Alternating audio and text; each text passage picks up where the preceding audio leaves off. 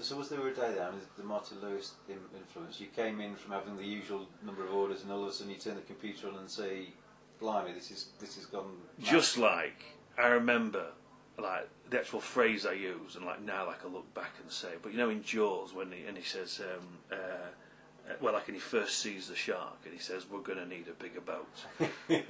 It was a lot like that, you know, when like, and there was.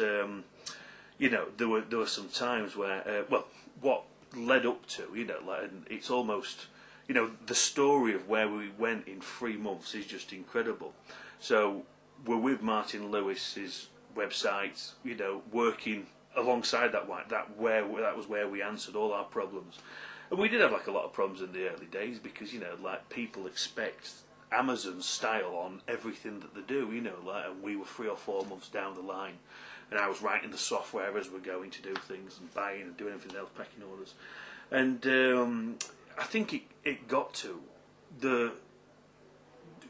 towards the end of December of that year, various people had been contacting me. Martin Lewis's website, not Martin Lewis himself, but his staff was sort of saying, you know, we think you're really well in our mail shot. Can we put you in? And that was to 4-odd million people, or it was millions of people. And I remember thinking, you know, like, it should just floor the business. There's no way that we can, you know, we're struggling now. A mail shot to so many million is just going to kill us. And where we ended up was, we got towards the end of the year, and someone from the Financial Times had picked up on this money saving site, and, you know, and contacted me. And I was sort of backing out and saying, look, I don't want to be in the papers or anything like that. Not because I had anything to hide, but I just couldn't handle the trade. Because it was only me, my wife Nick, I think I set up my best mate's dad, 60-year-old, just about coming up to retirement. So, you know, we didn't have the people or systems. And in the end, what sort of happened is that they said to us, well, we're going to do this story anyway, so you know, you may as well contribute on your side. And I sort of thought, well, here we go then, in for a penny, in for a pound. They're going to write a story. So I went and it was actually in the first couple of days of 2009, and I travelled to Hull, picked up a Financial Times. Never read the paper in my life. Wouldn't even, you know, I know it was a different colour that were about it. Set up my market stall, did everything else. Opened the paper, and I was on the front page of the Financial Times. Not a picture, but our story. And I kind of knew then it was going to be a busy weekend, you know. And packed up my stall, went home, you know. And on the way back, I think we spoke to about 3 or 4 different journalists in the van about our story. And I thought, well, like, it's out now.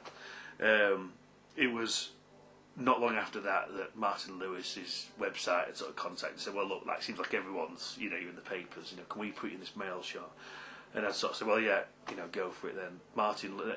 They gave me the heads up that they was going to go on to Lorraine's couch in the morning and would be sort of like talking about us. And it just absolutely exploded, you know, like, and it went, and that really was the point of where I thought we're going to need a bigger boat, because it was just,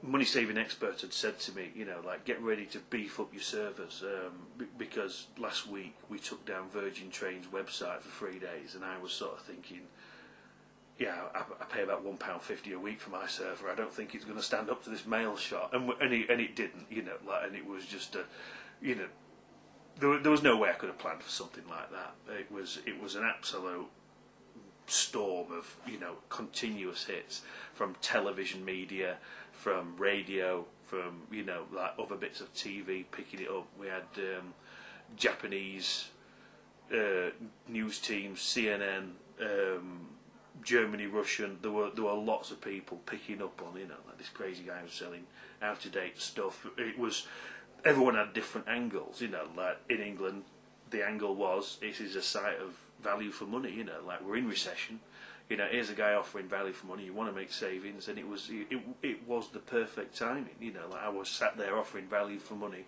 when all this unfolded.